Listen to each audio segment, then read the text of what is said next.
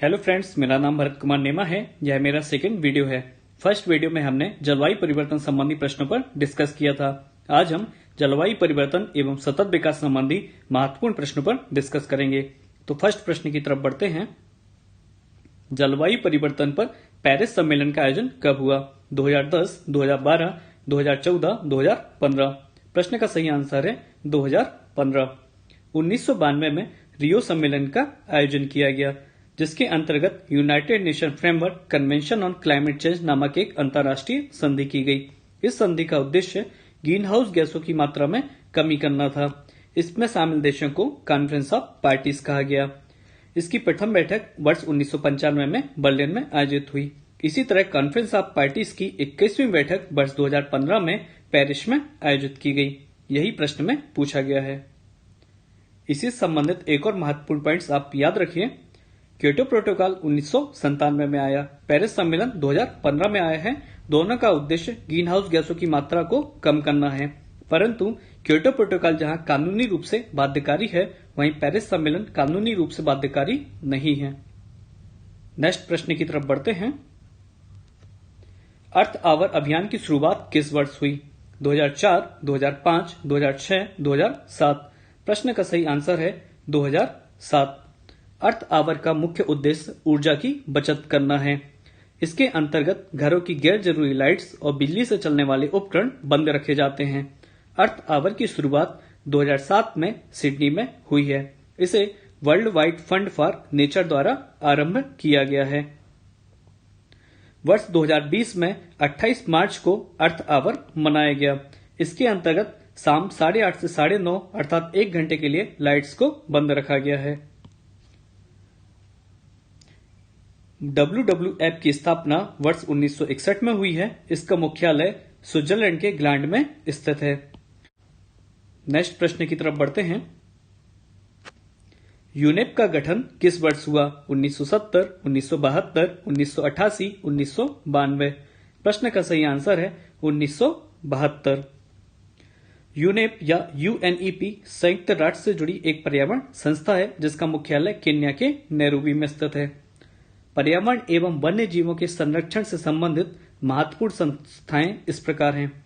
IUCN 1948 में गठन हुआ। WWM 1951 में गठन हुआ।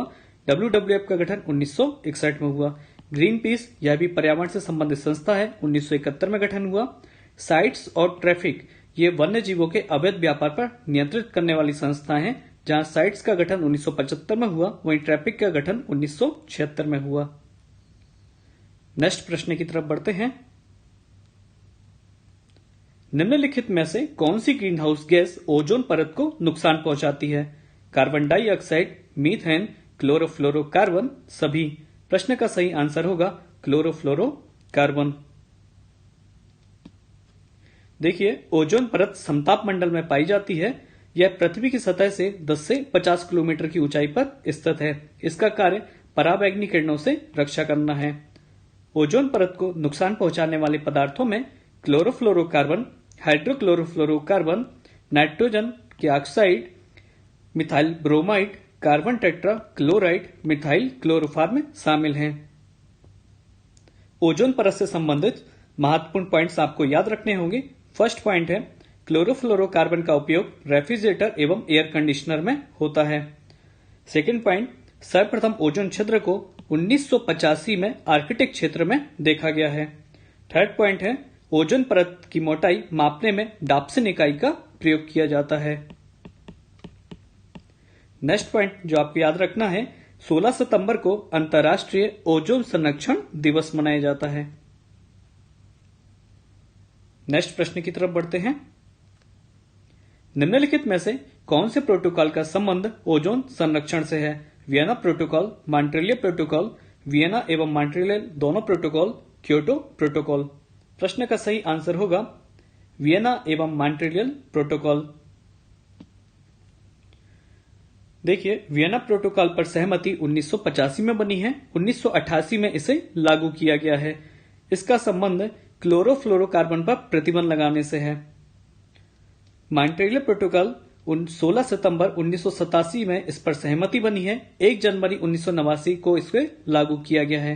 ध्यान रखिए, वियना प्रोटोकॉल कानूनी रूप से बाध्यकारी नहीं था, जबकि मॉन्ट्रियल प्रोटोकॉल कानूनी रूप से बाध्यकारी था। नेक्स्ट प्रश्न की तरफ बढ़ते हैं। सतत विकास के अंतर्गत कौन सा स्तंभ सम्मिलित नहीं है? सामाजिक समानता, पर्यावरण संरक्षण, आर्थिक विकास, राजनीतिक समानता। प्रश्न का सही आंसर होगा राजनीतिक समानता सम्मिलित नहीं है। सतत विकास की संकल्पना 1987 में द ब्रेटलैंड रिपोर्ट के अंतर्गत प्रस्तुत की गई। सतत विकास का तात्पर्य ऐसे विकास से है जिसमें वर्तमान की आवश्यकताओं की पूर्ति हो सके और आने वाली पीढ़ियां अपनी भी आवश्यकताओं की आपूर्ति कर सकें। याद रखिए, सतत विकास के 3 स्तंभ इकोनॉमिक, एनवायरमेंट और सोशल हैं।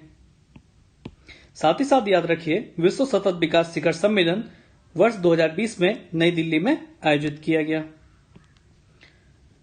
नेक्स्ट क्वेश्चन है, एजेंडा 21 का संबंध किससे है? सतत विकास, परमाणु निशस्त्रीकरण, आपदा प्रबंधन, उपरोक्त में से कोई नहीं। प्रश्न का सही आंसर होगा सतत विकास से। एजेंडा 21 21वीं शताब्दी को संदर्भित करता है। यह संयुक्त राष्ट्र की एक गैर बाध्यकारी कार्य योजना या एक्शन प्लान है, जिसे 1992 के रियो सम्मेलन के अंतर्गत रखा गया। ध्यान रखिए, कई एग्जामों में एनपीटी और एनएसजी से संबंधित प्रश्न पूछे गए हैं। दोनों का संबंध परमाणु निशस्त्रीकरण से है। एनपीटी का उद्देश्य परमाणु हथियारों के प्रसार को रोकना एवं परमाणु परीक्षण पर प्रतिबंध लगाना है। संधि के तहत परमाणु शक्ति संपन्न राष्ट्र केवल वही होंगे जिन्होंने 1 जनवरी 1967 से पहले परमाणु हथियारों का परीक्षण कर लिया हो। इसके आधार पर यदि हम देखें तो भारत परमाणु शक्ति संपन्न राष्ट्र नहीं है, क्योंकि हमने प्रथम परमाणु परीक्षण 1974 में किया। एग्जाम की दृष्टि से देखें तो हमें याद रखना होगा, एनपीटी मार्च 1970 में लागू की गई।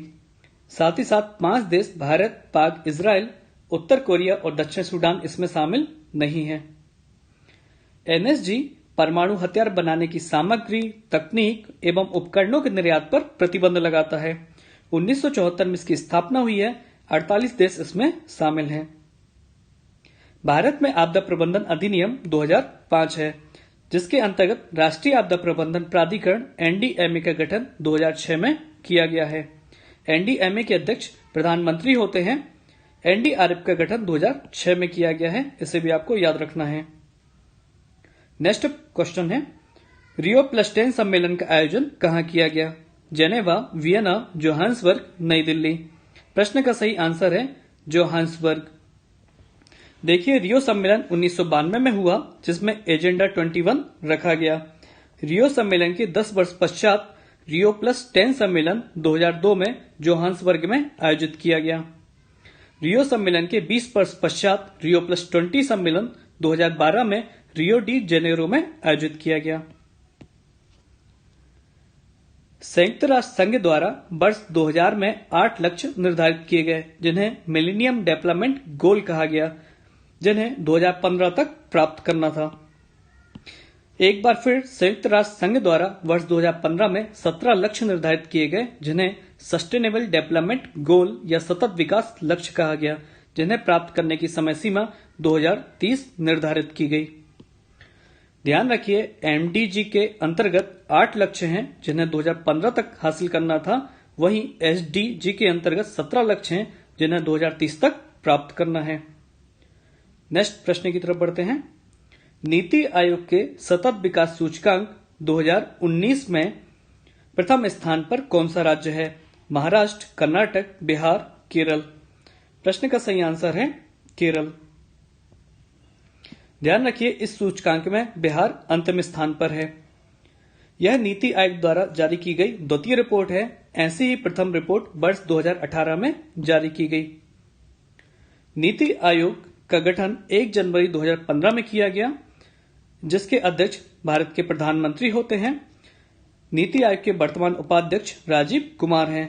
वर्तमान सीईओ अमिताभ कांत हैं। नीति आयोग का उद्देश्य सहकारी संघवाद की भावना को बढ़ावा देना है। नेक्स्ट क्वेश्चन की तरफ बढ़ते हैं। नवीकरणीय ऊर्जा स्रोत से वर्ष 2022 तक भारत द्वारा कितना लक्ष्य निर्धारित किया गया है? 200 गीगावाट, 125 गीगावाट, 175 गीगावाट, 225 गीगावाट। प्रश्न का सही आंसर है 175 गीगावाट। देखिए, भारत में ऊर्जा क्षमता में सबसे ज्यादा तापीय ऊर्जा, उसके पश्चात नवीकरणीय ऊर्जा, उसके पश्चात पनबिजली, उसके पश्चात नाभिकीय ऊर्जा का स्थान है। नवीकरणीय ऊर्जा के अंतर्गत सौर ऊर्जा, पवन ऊर्जा, ज्वारीय ऊर्जा, बायोमास इत्यादि शामिल हैं।